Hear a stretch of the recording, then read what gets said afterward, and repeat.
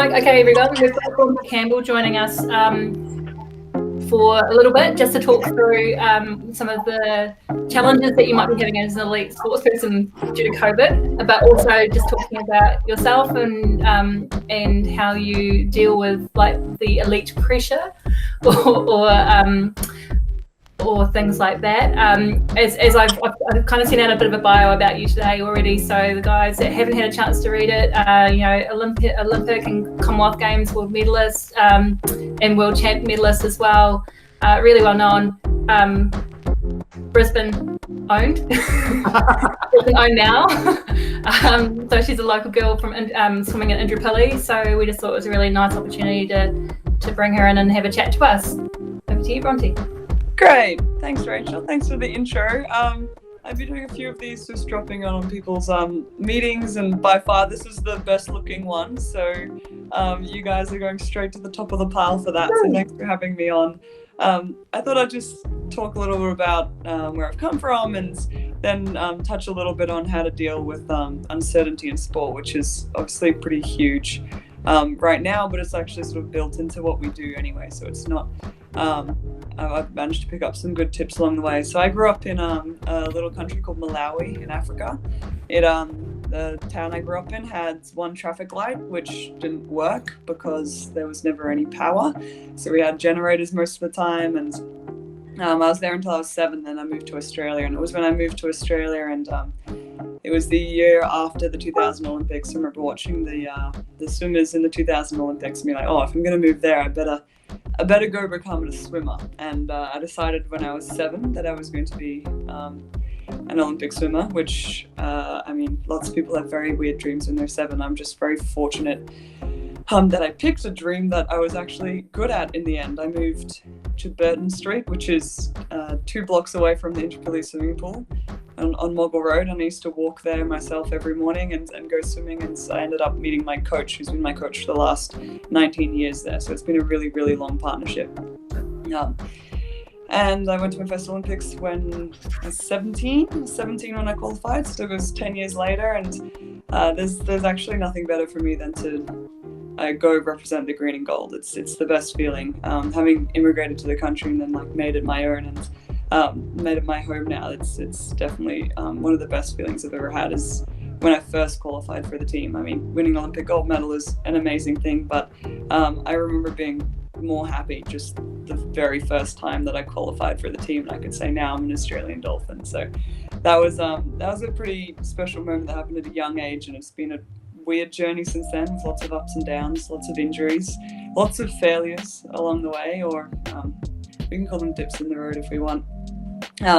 What I just really wanted to touch on, which I think is really relevant right now, is how to deal with uncertainty, because in our sport it's... Oh, and by the way, if you have any questions, like in the middle or at the end, feel free.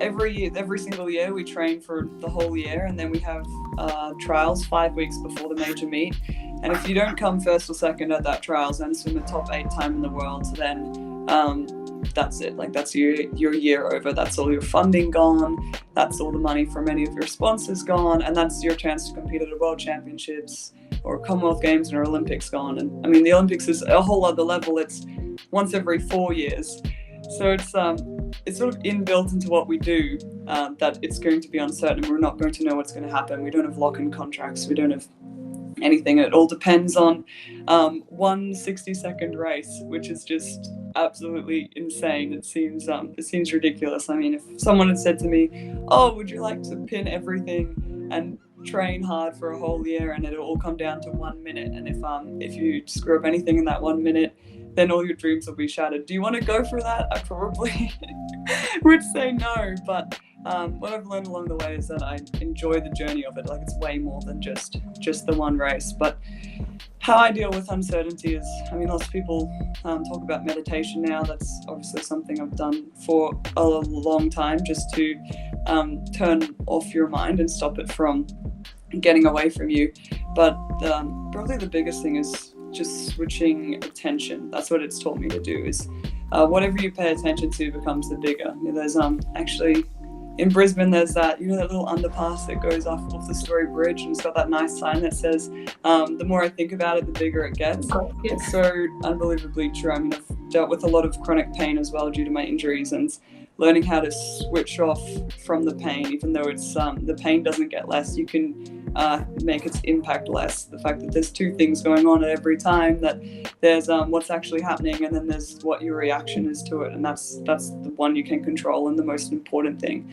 So for me, it's about paying attention to the things that I can control and switching focus to that as much as possible. If I can't do that, and the sort of the worst case scenario is sort of turning over in the back of my head. Say I'm going into an Olympic final, it's like, oh, what if you fail, sort of thing. I visualize what that failure would look like and confront the uncertainty sort of head on, and create a scenario, give it a name, so it's not just a lingering doubt in the back of my mind. And once you've done that, your brain sort of wraps itself around it, because uncertainty is not something our brains overly love. And I'm sure we've all been going through a lot of that right now. And once I've given it a name and given it scope and feeling, then I'm able to confront it and move on from it.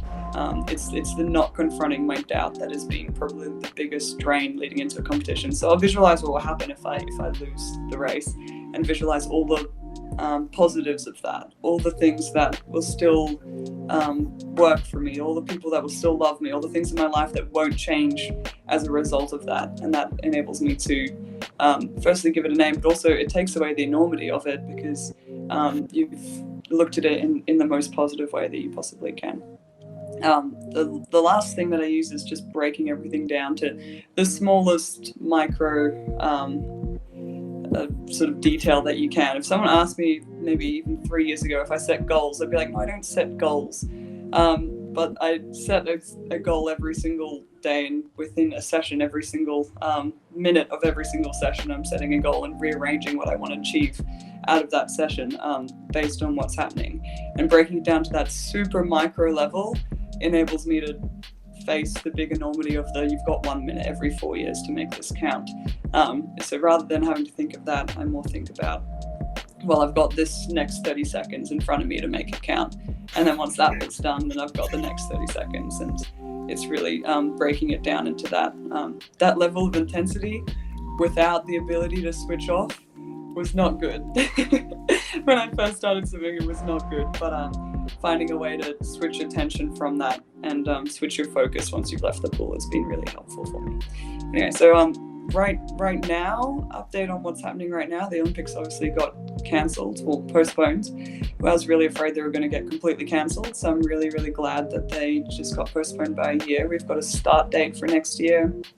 I think it's 23rd of July. They're still calling it the 2020 Olympics. I think because all the branding's already been done. You can imagine trying to rebrand all of that would be absolutely insane.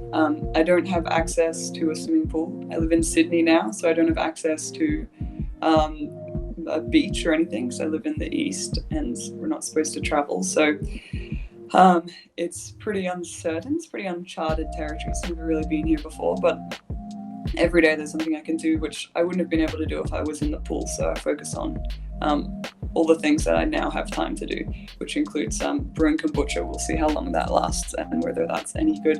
But it's a good chance for me to do my shoulder rehab or focus more on the strength side of swimming, because I just don't have the energy to do that when I'm in the pool. So who knows when that'll end. Maybe eventually we'll get to get back in a swimming pool and they'll maybe reopen the beach. Unlikely, but we're hoping for it.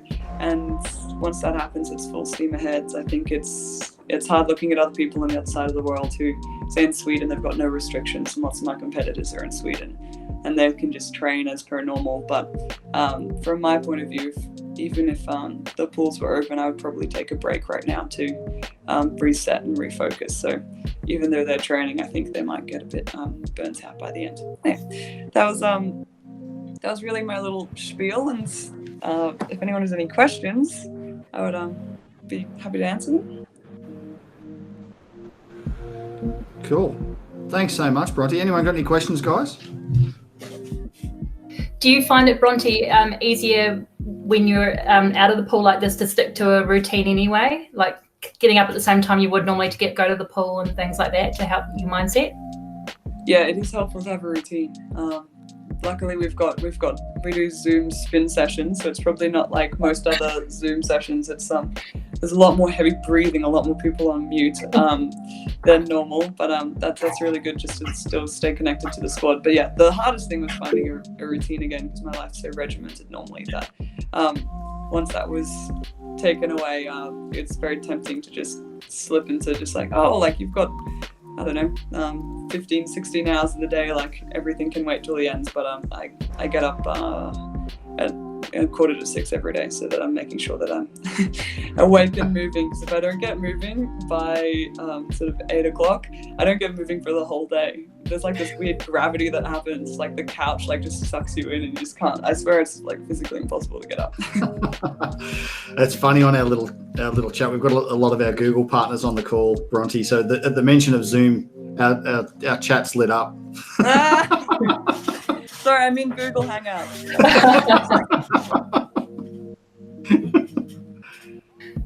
Good stuff. Any other questions, guys? Hey, Bronte. Question for you. So now that the goalposts have moved so dramatically, right? It's like, 14 months away, or a little bit over. How are you going to maintain motivation between now and then? Yeah, it's a good question, because it's we were in full lockdown mode. I'm still finishing my uni degree, but I'd cancelled all of that for the next little bit so I could just focus on swimming and doing all the right things, eating right, recovering right, no alcohol for the last sort of 5-6 months. And to switch from that to now you've got another 14 months is a pretty quick switch, which is why I sort of took 2 weeks completely off and didn't really, I still exercised every day because I think it's good for me, but didn't commit to anything, wasn't doing anything with my coach, just stopped for 2 weeks just to reevaluate, make sure we had a break before we get back into it. But I mean, for me, the biggest thing is not feeling motivated, it's doing things that make me motivated. If after those 2 weeks I didn't feel very motivated to get back into anything, but pushing myself to do it, or having goalposts that I had to meet from my coach, once I start doing something, it ends up being the motivation. So, and I've always found this, that people ask me about motivation a lot, like, how do you feel motivated to get out of bed every morning? And it's just, I don't feel motivated to get out of bed every morning, but it only takes 1 second to roll over and turn off the alarm and get up. And then once you're up, you're like, oh, congratulations, you woke yourself up. It's still dark outside, but you're awake, and that sort of satisfaction from doing something that you're unmotivated to do gives me the motivation for the next thing. So for me, it's not so much about feeling motivated. It's just finding little things that will keep that like sort of motivation, satisfaction cycle going for me. Cool. Thanks for that. Hey, Bronte. When it comes to like the really big moments, so like, I don't know, a trial or right before an Olympic final, like how do you kind of keep focused in those moments and stop yourself becoming overwhelmed by just the size of the occasion?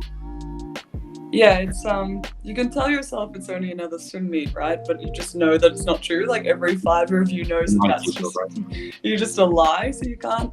It's tricky because you can't lie to yourself, but you also don't want to overwhelm yourself. So what I do to deal with that sort of uncertainty and that sort of enormity of that is visualize my race exactly how I want it to go, the most perfect race I could do, and visualize that in great detail 6 months out, because it actually takes a lot of energy if you want to visualize right down to how you want the ground to feel underneath you, what the block feels like, and you get it down to an art where you can get it to maybe like 0.5 of a second within how long your race would actually be.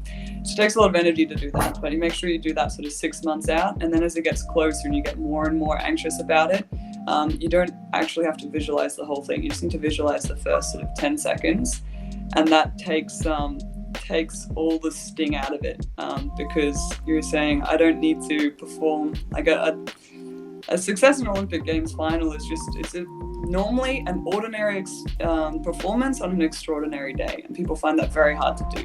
So just by visualizing what exactly you want to do, and then you're like, oh my goodness, how am I going to compete in an Olympic final? How am I going to compete in the trials? How am I going to do that? People ask me, how do you be an Olympic swimmer? I'm like, I don't know how to be an Olympic swimmer. I just know how to swim there and swim back, because that's all I ever focus on. So by just focusing all your energy on that, it takes away the enormity of it. And once you can just visualize those first sort of 10 seconds of it, you don't need to go any further. Your brain sort of clicks off. It's a really amazing feeling that you're getting like anxious and wound up, and you go, oh, here's what we need to do for the first 10 seconds. Your brain's like, oh, I know what I need to do. Like, there's no need to go into overdrive and think about all the what ifs and try to protect myself from this. I already know what I need to do. So that's my long lead-in process for it, along with like lots of breathing techniques and things like that. But at the end of the day, I actually really love it.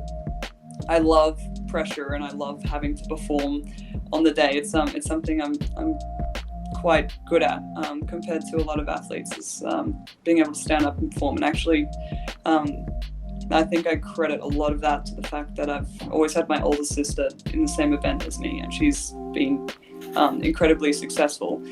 So for me, I've always had to fight for everything, right, from when I was really young. So it's not a foreign thing to me, and I've actually always really, really loved it.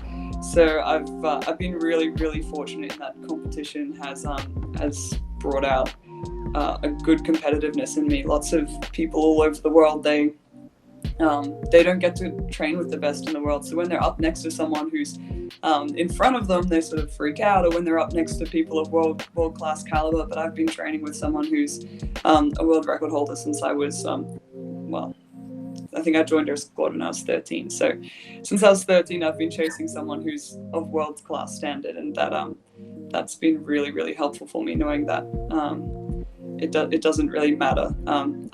I've been training how to fight for a race for my whole life, whereas lots of other athletes don't have that. It's really cool. Thank you. Awesome. How competitive are you and your older sister, by the way? We're actually we're not that competitive in the pool. Well, we are in that, but she could be anyone to me when we're in the pool.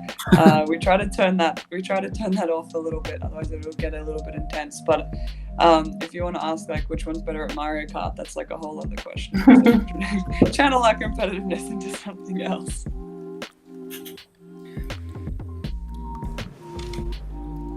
Good stuff. Anything else, guys? Yeah, one question from me. So, as a professional athlete, when you go for vacation or holidays, do you sometimes have breaks, like a week or two, without any exercise at all, or do you even a little bit? I pretty much always exercise now. I think the biggest break I've ever had since I was 7 and I started training, the longest break I've ever had was 3 months, which I had off in 2018 to do rehab. So even though I was doing like rehab exercises, I didn't do any other exercise. And I took 2 weeks completely off and did no exercise. And I turned into a kind of a really horrible person. So, I mean, I do about 30 hours of exercise a week. So I went from doing 30 hours of exercise a week to absolutely none. And I went absolutely nuts. I was really mean to a lot of people. And they're like, what's wrong with you? And then I realized it was because I was having these weird withdrawals from not exercising. So I just make sure I'm still moving in my breaks. It doesn't have to be swimming. It doesn't have to be intense, as long as it's something to get the heart rate up a little bit. Because I think it's a bit cruel to your body to put it under so much stress and then get all those endorphins for so long and then take it away completely. Cool. Thanks.